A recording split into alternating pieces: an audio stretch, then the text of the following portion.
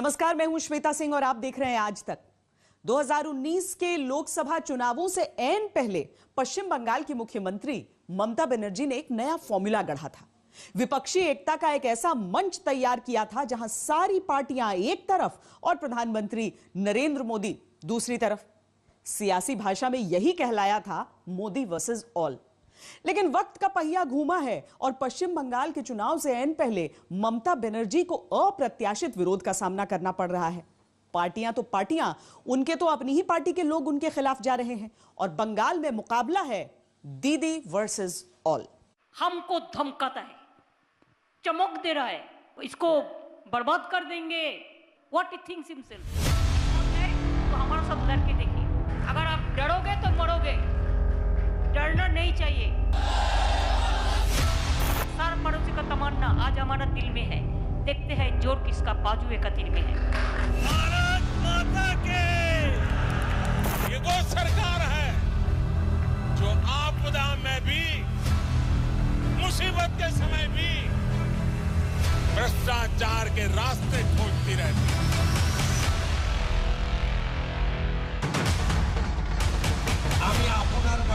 BJP एक क्या है, वॉशिंग मशीन है। काला चोर जाता है और वॉशिंग मशीन में सफेद होके चला आता है। बड़ी वॉशिंग मशीन कौन सी है? दूसरों पे आरोप लगाने के पहले अपने गिरबान में झांकना चाहिए ममता जी। कितना चोर गुंडा डकैत सबको ले लेता है। बंगाल में जब तक ममता बनर्जी की सरकार है, कानून और व्यवस्था ठीक रह सकती है क्या?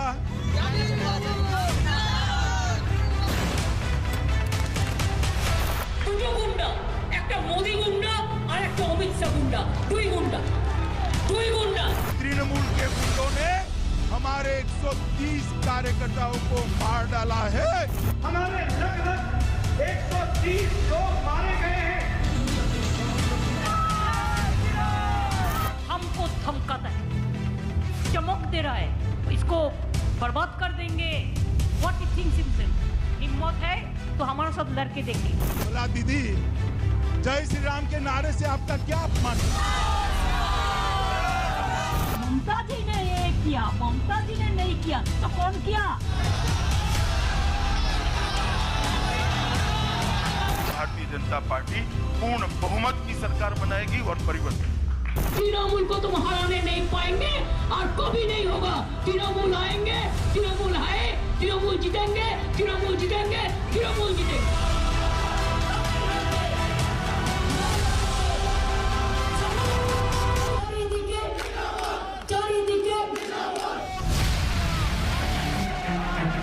एक कुर्सी की लड़ाई में मोर्चे ही मोर्चे खुले हुए हैं।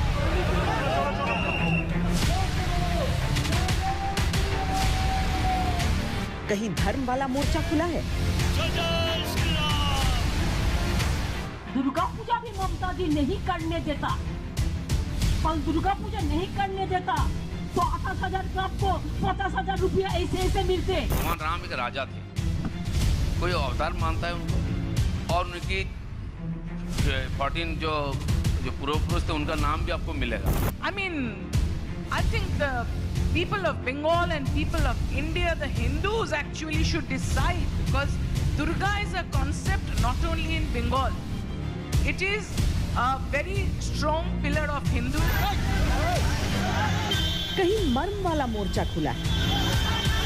ये इशू है कि उसका कोई काम देने वाला नहीं है, कोई काम तो नहीं करते हैं और रोज खाली गुंडागर्दी करते हैं और रोज खाली दंगा फसाद करते हैं और रोज खाली लूट लेते हैं और सबको इनकम टैक्स का डर दिखाता है, सीबीआई का डर दिखाता है, सुबह से रात तक यही एजेंसी को देखे कराता है।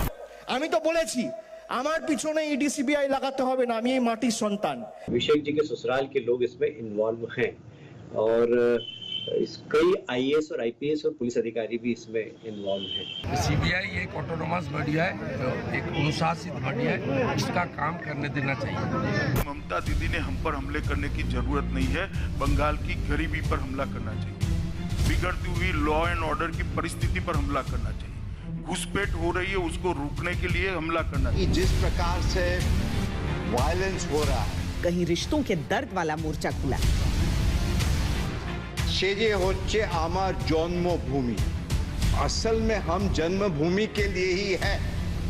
और कुछ नहीं, और मुझसे ये देखा नहीं जा रहा कि हम करें तो क्या सीमित है।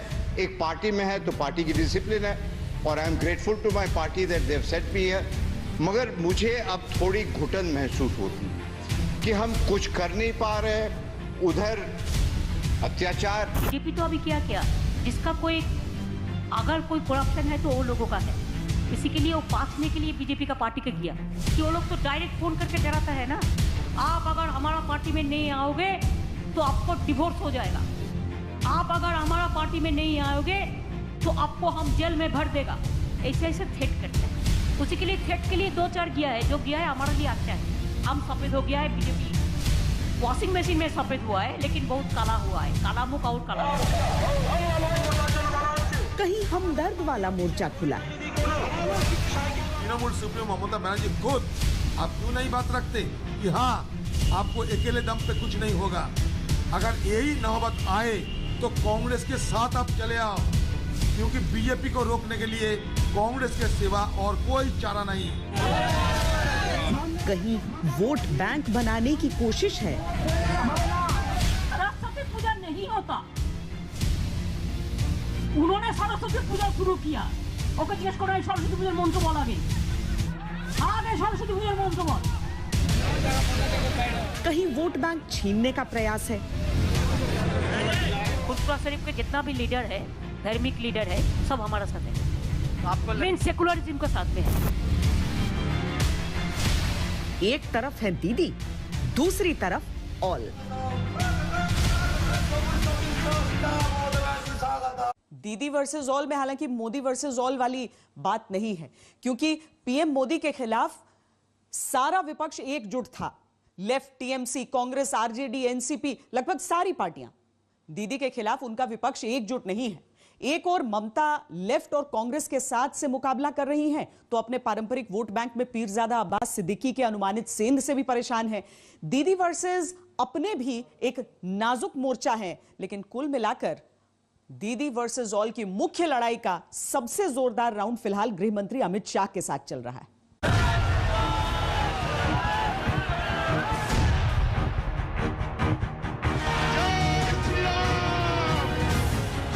बंगाली को भी लड़ाता है, ये इसका काम ही है।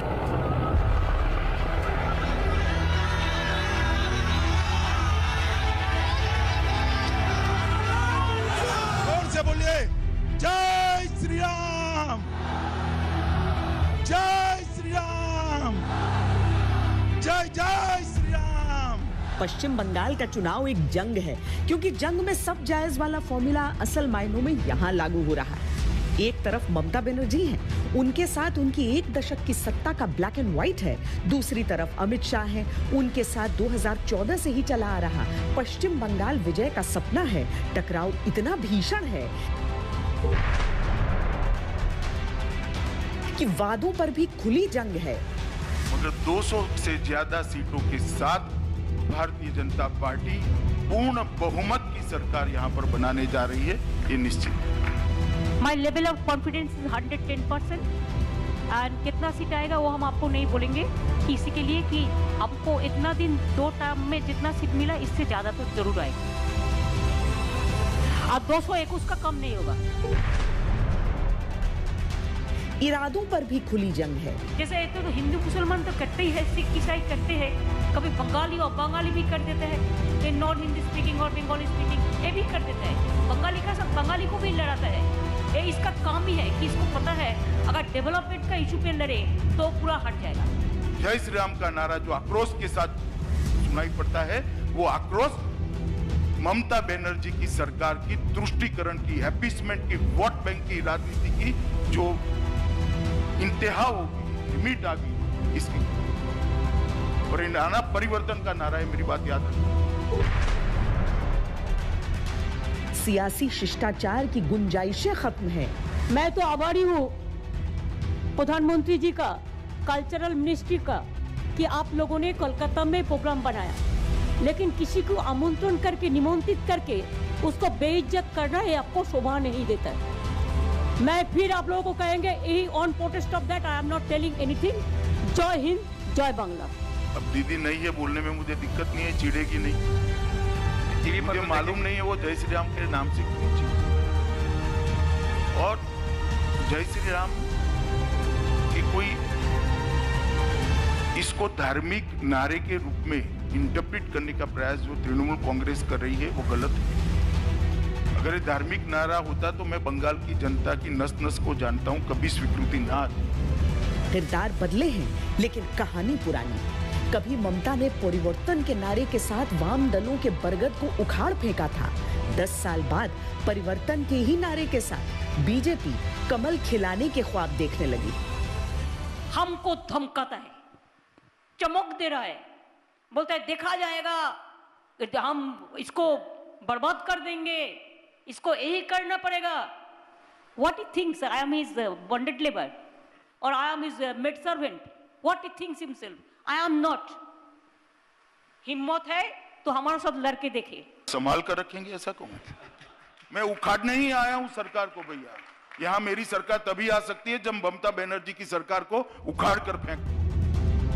जो आरोप तब ममता ने वाम दलों पर लगाए थे, वही आरोप आज बीजेपी के तृणमूल पर है।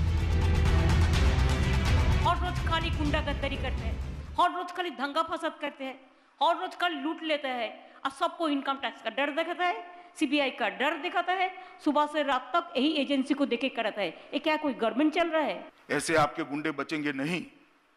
जब भारतीय जनता पार्टी की सरकार आएगी, पाताल से ढूंढ कर उसको ढूंढ लेंगे। पहले भी यहाँ पर हिंसा होती थी, कम्युनिस्ट जब थे तब भी हिंसा होती थी और अब भी होती है।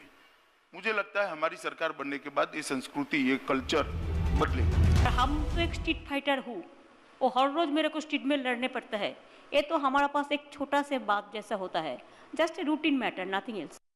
ममता बनर्जी पश्चिम बंगाल में हैट्रिक लगाने की कोशिश कर रही हैं और बीजेपी से उन्हें कड़ी चुनौती मिल रही है। इसीलिए बीजेपी सीधे उनके निशाने पर है, खासकर गृह मंत्री अमित शाह, जिन्होंने बंगाल विजय को जैसे अपना मिशन बना रखा है। ना अमित शाह को हम भैया बोलता है, भैया भतीजा का बात करें। The dirty politics, the नेस्टी politics, my commitment is my credential and my honesty is my credential. ये लोग ज्यादा दिन रहेगा ना, देश को बेच देगा। जनता को छोड़ के ममता नहीं होता है। जो गुंडा गद्दारी करके बाहर से आते हैं, बंगाल में गुंडा गद्दारी करके जबरदस्ती कुछ करने के लिए हम उसको बाहर का आदमी बोलते हैं। तो only why the Gujarati officials will be the key post holders?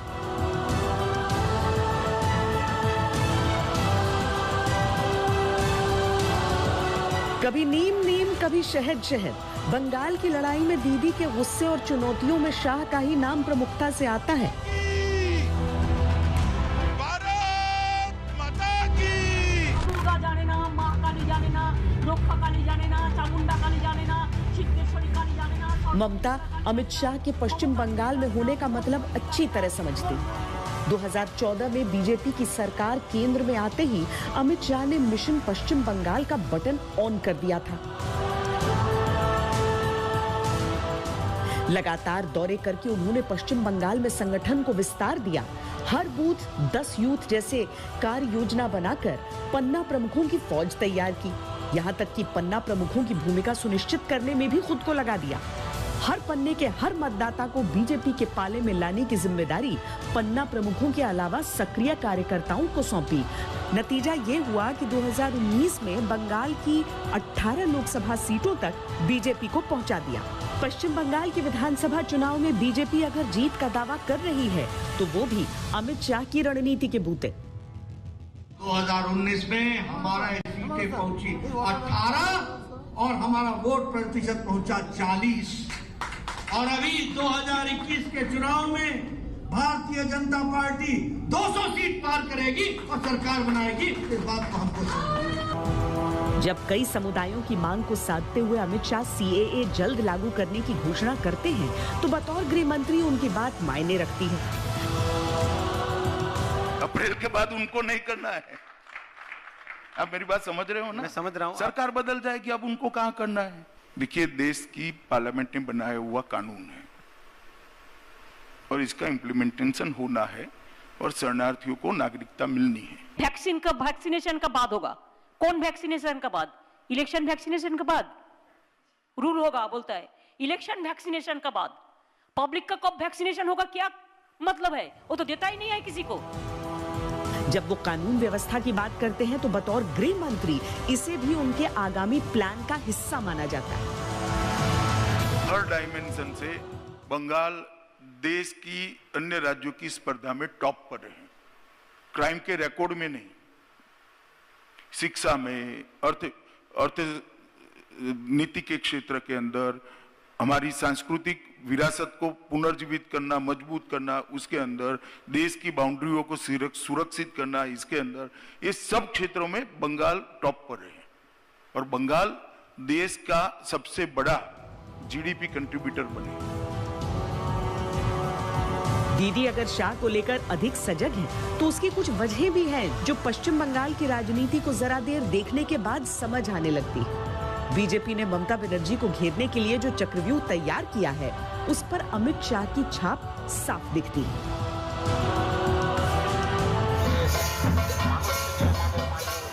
चुनावों में शाह की रणनीति की कामयाबी का प्रतिशत नाकामियों से कहीं अधिक है और यही वो बात है कि उनके दावे विरोधी खेमों में खलबली मचाते हैं। ये भारतीय जनता पार्टी की लड़ाई, ये बंगाल को सोनार बांग्ला बनाने की लड़ाई है और ये लड़ाई हमारे बूथ के कार्यकर्ता और तृणमूल कांग्रेस की सिंडिकेट के बीच की लड़ाई है। सिंडिकेट के बीच की लड़ाई। हरियाणाয় হবে সব, উত্তর প্রদেশেও হবে সব, আর বাংলা ওরে বাপ, এই তো মানে আমরা কেউ কিছু বুঝতেই পারছি না কতটা সাফ হবে। বাবা রে বাবা, এই তো বুঝতেই পারছি না। पश्चिम बंगाल विजय बीजेपी के सबसे पुराने सपनों में से एक है, लेकिन बात श्यामा प्रसाद मुखर्जी को श्रद्धांजलि से आगे बढ़ते बढ़ते कई दशक बीत गए। लोकसभा की 18 सीटें मिली तो कॉन्फिडेंस बढ़ा और विधानसभा चुनाव में भगवा फहराने का ख्वाब बीजेपी ने देख लिया। रोड मैप तैयार किया है अमित शाह ने। गंगोत्री से गंगा सागर तक गंगा के शुद्धिकरण का नमामि गंगे कार्यक्रम चला है, मगर वो बंगाल आकर रुक जाता है। मुझे पूरा भरोसा है कि यहाँ पर भारतीय जनता पार्टी की सरकार बनेगी, तब बंगाल से गंगा सागर तक भी नमामि गंगे पूरा होगा। ये बोलेছেন, अरे गंगा सागर क्या है, इतना खराब इतना खराब। আমি বলি এই মূর্তিমান কোথায় ছিলে গো?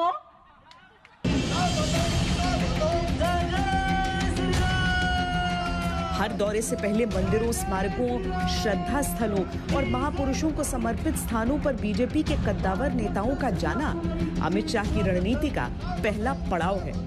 ये पश्चिम बंगाल के लगभग 70% हिंदुओं से खुद को जोड़ने की कोशिश भी है।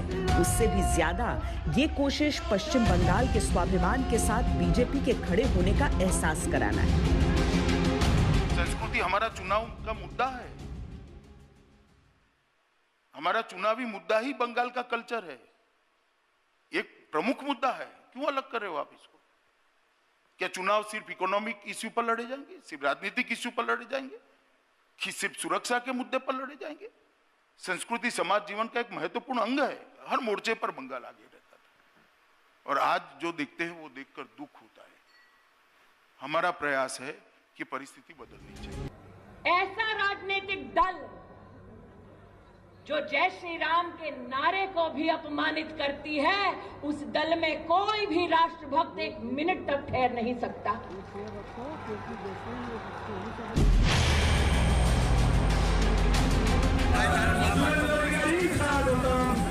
ममता बनर्जी से नाराज नेताओं को बीजेपी में लगातार शामिल कराना दरअसल ममता पर लोगों के विश्वास के बुत को चकनाचूर करने का प्रयास है। एक तो बीजेपी के पास जन समर्थन वाले नेता जुड़ते हैं, दूसरे ये संदेश जाता है कि दीदी के काम से उनके ही लोग संतुष्ट हैं।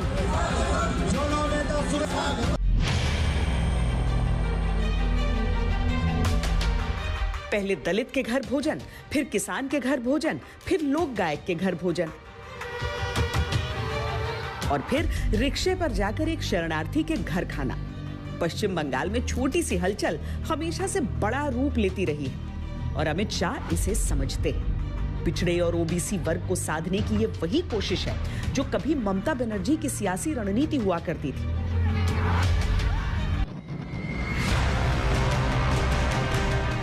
मछुआरे और मतुआ समाज के साथ 50 सीधे सीटों पर असर पड़ता है। अमित शाह जब मछुआरा समाज के बीच साथ निभाने की बात दोहराते हैं तो इसका प्रभाव कई सीटों पर पड़ सकता है।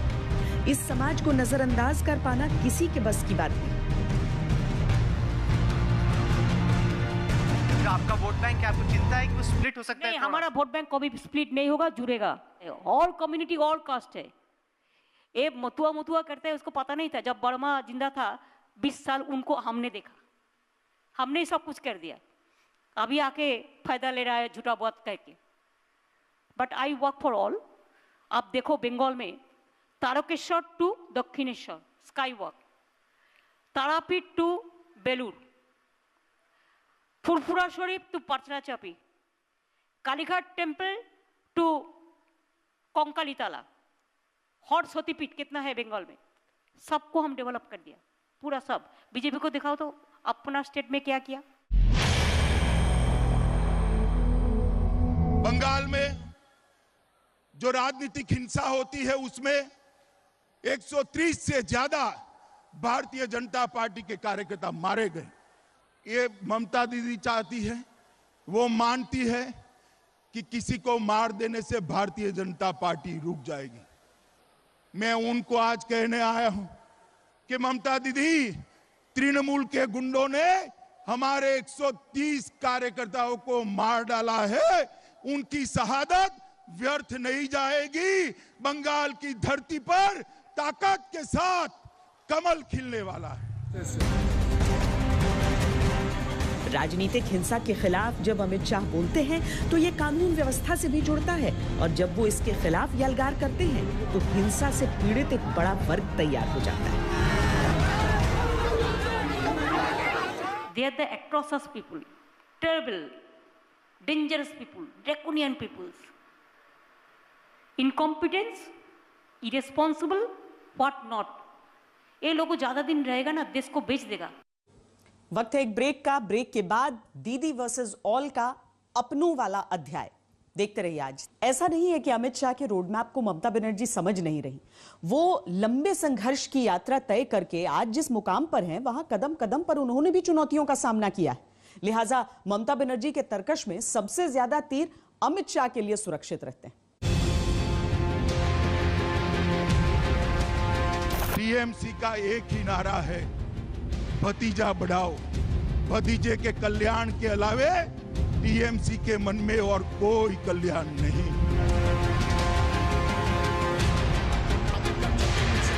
टीडीआर भतीजा बोलते हैं, তাহলে আমি চ্যালেঞ্জ করছি অমিত শাহকে, first you contest with Abhishek Banerjee.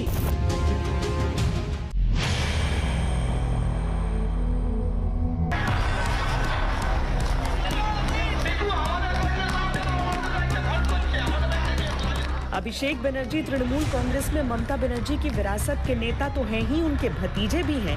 चुनावी लड़ाई चूंकि अब निर्णायक दौर में पहुंचने वाली है, लिहाजा बीजेपी सबसे दुखती रग पर प्रहार कर रही है। सीबीआई एक ऑटोनोमस बॉडी है, एक अनुशासित बॉडी है, इसका काम करने देना चाहिए। लेकिन हम लोग का ये देखिए, यहाँ से सबको मालूम है, एक कुल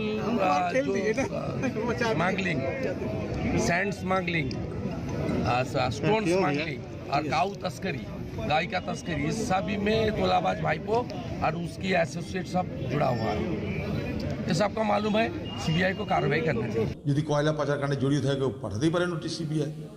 আমরা দেখব যেন নিরপেক্ষ তদন্ত হয়, কিন্তু এটাও তো দেখব যে হ্যাঁ কোনো অপরাধী যেন নিষ্কৃতিও না পায়। ममता बनर्जी के जवाब बताते हैं कि चुनावी रणनीति में वो भी रिश्तों की कूटनीति को इस कदर घोल रही है कि बात दूर तलक जाए। हमारा परिवार से हर लोग ग्रासरूट में काम करते हैं, लेकिन एमएलए एमपी कभी बनता नहीं है। अरे तो डायरेक्टली इलेक्टेड होके आया, एक आदमी आया था, उसका ऐतराज क्या है? अपन लड़का को भी अच्छा पोजीशन में भेज दिया, सबसे ज्यादा ऊंचा पोजीशन में कैसे आ गया? क्या कंट्रीब्यूशन है? क्या करेगा? अमित शाह का लड़का भी मेरे को भतीजा है, तो अब हम क्या चाचा भतीजा का बात कहे ना? अमित शाह को हम भैया बोलता है, भैया भतीजा का बात करें, तो वो भी मेरे को भतीजा होता है, तो क्या करें? हम भतीजा का बात करके बाहर में क्यों गंदा करें? ये तो कर्सी नहीं है, पॉलिटिकल कर्सी नहीं है, हम कभी करते नहीं है।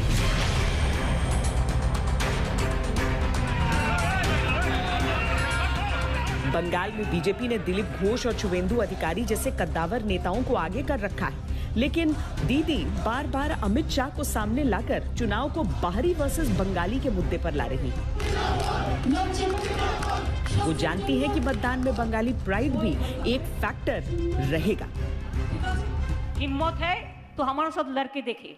एक शायरी है ना, सार पड़ोसी का तमन्ना आज हमारा दिल में है, देखते हैं जोर किसका बाजू एक तीर में है। हम इसी के लिए लड़ते हैं। अगर आप डरोगे तो मरोगे, डरना नहीं चाहिए। बंगाल में सीएए और एनआरसी का मुद्दा बड़ा है। ये दोनों मुद्दे सीधे गृह मंत्रालय के अधीन आते हैं, इसीलिए ममता बनर्जी अमित शाह पर हमला बोल रही हैं। इसके जरिए वो उस वोट बैंक को संबोधित कर रही हैं जो सीएए और एनआरसी से सबसे ज्यादा प्रभावित होने वाला है। घुसपैठियों को हटाना है, रोकना है तो भारतीय जनता पार्टी की सरकार बनाइए। मैं आपको आश्वस्त करता हूं, घुसपैठिया क्या परिंदा भी पैर नहीं मार पाएगा मित्रों, परिंदा भी पैर नहीं मार। আসামে অল্টারনেটিভ পাচ্ছে না বলে না তো ওখানেও হতো। এনআরসি আর এনপিআর এর নামে যে অত্যাচার করেছো, এখনো বলে বেড়াচ্ছে এনপিআর করেগা এনআরসি করেগা, কিচ্ছু হবে না। তৃণমূল কংগ্রেস থাকতে কারো অধিকার আমরা কাটতে দেব না। लड़ाई जितनी बंगाली वर्सेस बाहरी होगी उतना फायदा तृणमूल को हो सकता है, ये बात बीजेपी भी समझती है। लिहाजा विवेकानंद, बोस और टैगोर की छवि के साथ बंगाल के प्राइड को लगातार जोड़ रही है। भारत माता की, भारत माता की, भारत माता की। पश्चिम बंगाल में जब रिकॉर्ड सीटें जीतने का दावा अमित शाह ने सबसे पहले किया था तो सबको लगा था ये बहुत दूर की कौड़ी है और केवल एक दावा है, लेकिन 2019 के चुनाव नतीजों ने सब बदल दिया। हालांकि ममता बनर्जी ने शायद चुनौती की सच्चाई को पहले ही भांप लिया था, इसीलिए बंगाल की भूमि पर ही मोदी विरोध के सबसे बड़े मोर्चे को खड़ा किया था। आज तस्वीर अलग है। संयुक्त विपक्ष बिखरा हुआ है और ममता के लिए ढेरों चुनौतियां पेश कर रहा है। नतीजा क्या निकला? नतीजा ये हुआ कि बंगाल में धर्मनिरपेक्ष जो पार्टियां थे, जैसे कांग्रेस पार्टी, लेफ्ट पार्टी, इनको तो कमजोर अब जरूर कर दिए हैं। इनको तो अब खत्म करने की कोई कसर नहीं छोड़े रखे हैं। लेकिन इसके बदले क्या हुआ? इसके बदले यही हुआ कि बंगाल में जो सांप्रदायिक बीजेपी पार्टी, सांप्रदायिक बीजेपी पार्टी को दबदबा बढ़ने लगे। इन ऐलानों के बाद जरा कोलकाता के ब्रिगेड मैदान की कुछ पुरानी तस्वीरों को याद कर लीजिए। सब साथ थे बीजेपी के विरोध में, लेकिन आज ममता के लिए जब परीक्षा की घड़ी है तब नसीहतें हैं और सलाह साथ कोई नहीं। अगर जरूरत है, अगर रखना ही है बात, तो तृणमूल सुप्रीमो ममता बनर्जी खुद आप क्यों नहीं बात रखते कि हाँ आपको अकेले दम पे कुछ नहीं होगा। अगर यही नौबत आए तो कांग्रेस के साथ आप चले आओ, क्योंकि बीजेपी को रोकने के लिए कांग्रेस के सिवा और कोई चारा नहीं। आप खुद समझ रही हो, तो कांग्रेस की नेतृत्व में शामिल हो जाओ। राष्ट्रीय मुद्दों पर जब दीदी केंद्र सरकार पर हल्ला बोलती है तब लेफ्ट भी साथ होता है और कांग्रेस भी। लेकिन बंगाल में चुनावों की बेला है और ममता का दल इसमें बिल्कुल अकेला है। कांग्रेस लेफ्ट गठबंधन में फुरफुरा शरीफ के प्रभावशाली मौलवी अब्बास सिद्दीकी भी अपनी राजनीतिक पार्टी के साथ शामिल हो चुके हैं। सबका मकसद एक है, पश्चिम बंगाल विधानसभा में अपनी संख्या स्थापित करना या बढ़ाना। लेकिन इस बात पर सब चुप्पी साधे हैं कि जब वो वोट बांटेंगे तो ज्यादा नुकसान किसका होगा। और ये बात किसी से छिपी नहीं कि जो ममता का पारंपरिक वोट बैंक है, सेंध उसी में अधिक लगने के आसार हैं। तृणमूल आया, ये अभी बोलता है बीजेपी आएगा तो मुस्लिम को मारेगा, डरा रहा है। ऐसे डरा के मुसलमान, हम जैसे मुसलमान लोगों को सरकारी नौकरी में अभी 4% से 1.5% लाके खड़ा कर दिया। ये लोग मुंह में बोलता है कुछ और काम में करता है कुछ। फुरफुरा शरीफ के मौलाना सिद्दीकी कम से कम 3000 मस्जिदों के क्षेत्र पर अपना असर रखते हैं। मुस्लिम बाहुल्य क्षेत्रों में उनकी अच्छी पकड़। अब तक वो ममता बनर्जी के पक्ष में वोटिंग की अपील करते आए थे। इन चुनावों में जब तृणमूल को सबसे अधिक जरूरत है मुस्लिम वोटों की, तब उनमें बड़ा बंटवारा दिख सकता है। हमारी पार्टी तो यकीनन आने वाले असेंबली के विधानसभा चुनाव में हिस्सा लेंगे। अब्बास सिद्दीकी साहब के साथ ठहरेंगे और वो उनके साथ रहेंगे। उनका जो फैसला होगा हम उनके साथ जाएंगे। जुल्म ज़्यादा देर तक नहीं चलता है, चाहे किसी सरकार का हो। जब इलेक्शन लड़ेंगे तो सबसे लड़ना पड़ेगा। पश्चिम बंगाल की 294 विधानसभा सीटों में 90 सीटें कम से कम ऐसी हैं जहां मुस्लिम मतदाता निर्णायक हैं, या कह सकते हैं कि हार जीत तय करते हैं। पश्चिम बंगाल में CAA एक मुद्दा बनने से मुस्लिम वोटों की एकजुटता ममता बनर्जी के लिए एक बड़ी ताकत बन सकती है, लेकिन फुरफुरा शरीफ के मौलवी और असदुद्दीन ओवैसी के मैदान में उतर जाने से ममता के लिए मुश्किल खड़ी हो सकती है।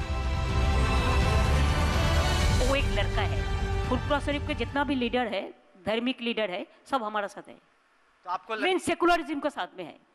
जो आपका वोट बैंक है, आपको चिंता है कि वो स्प्लिट हो सकता है? हमारा वोट बैंक कभी स्प्लिट नहीं होगा, जुड़ेगा। ओवैसी की पार्टी का किसी के साथ गठबंधन नहीं हुआ है। अकेले लड़ने पर उनका सीधा मुकाबला ममता बनर्जी के उम्मीदवारों से ही होगा। मालदा, मुर्शिदाबाद, दक्षिण दिनाजपुर, उत्तर दिनाजपुर, दक्षिण 24 परगना जैसे जिले मुस्लिम बहुल हैं। इन 5 जिलों में 60 से ज्यादा विधानसभा सीटें हैं। दक्षिण 24 परगना को छोड़कर बाकी सभी जिले बिहार की सीमा से लगते हैं। बिहार विधानसभा चुनाव में असदुद्दीन ओवैसी की पार्टी को 5 सीटें मिलने का संदेश इन जिलों में आसानी से पहुंच गया होगा, और वो जितना ओवैसी को फायदा पहुंचाएगा, दीदी को उतने ही नुकसान की आशंका होगी। विरोधियों की चुनौती एक तरफ और अपनों की चुनौती एक तरफ। ममता बनर्जी के दुर्ग में कई जगह दरारें पड़ चुकी हैं। 1998 में जब से पार्टी की नींव पड़ी थी, तब से ये पहली बार है जब टीएमसी इस तरह बिखर रही है। वहाँ 80% बूथ में कमल का निशान दीवार पर अपना वॉलिंग करना हमारा बीजेपी कार्यकर्ता ने शुरू किया।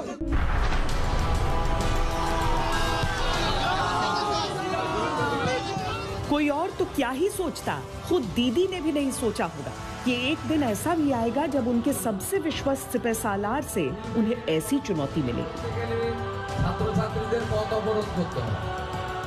शुवेंदु अधिकारी ने टीएमसी छोड़ते ही यह चैलेंज दीदी को दिया, वो भी नंदीग्राम के रण में।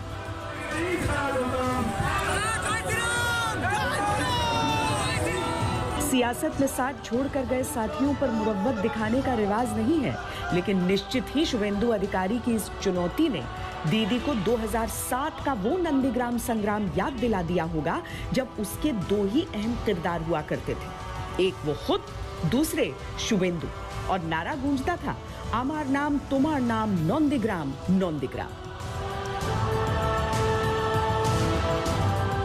नंदीग्राम के जिस संग्राम ने दीदी की छवि स्ट्रीट फाइटर की बनाई और सत्ता तक पहुंचाया, शुवेंदु उसके आर्किटेक्ट हुआ करते थे। पूर्वी मिदनापुर के बेहद प्रभावशाली राजनीतिक परिवार से शुवेंदु अधिकारी आते हैं। उनकी अहमियत इसी बात से समझी जा सकती है कि अपने प्रभाव वाली 49 में से 36 सीटें उन्होंने पिछले विधानसभा चुनावों में दीदी की झोली में डाल दी थी। I am grateful to my party that they have sent me here, मगर मुझे अब थोड़ी घुटन महसूस होती कि हम कुछ कर नहीं पा रहे, उधर अत्याचार। दिनेश त्रिवेदी पर कभी ममता बनर्जी को इतना भरोसा था कि जब 2011 में वो खुद पश्चिम बंगाल की सीएम बनी, तो दिनेश त्रिवेदी को केंद्र की यूपीए सरकार में अपनी जगह रेल मंत्री की कुर्सी सौंप दी थी। आज हालात ऐसे हुए हैं कि घुटन की छटपटाहट ने रिश्तों की डोर तोड़ दी।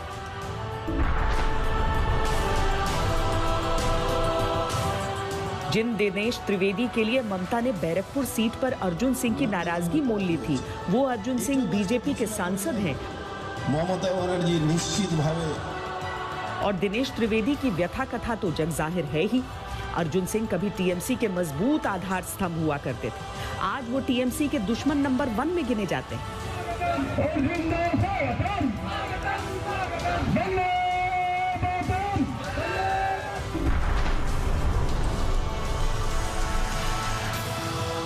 मुकुल रॉय कभी दीदी के राजनीतिक चाणक्य हुआ करते थे, लेकिन दीदी ने भतीजे को तरजीह दी तो मुकुल रॉय चले गए।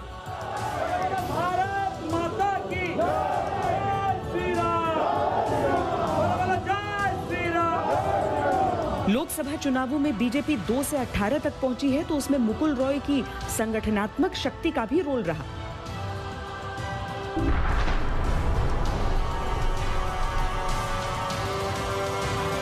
ये फिरोज कमाल गाजी उर्फ मास्टर बाबू हैं। बशीरहाट इलाके में ममता की तृणमूल की ऊर्जा हुआ करते थे। बीजेपी में अब प्रमुख भूमिका में वो और उन जैसे तमाम लोग दीदी का दामन छोड़ चुके हैं।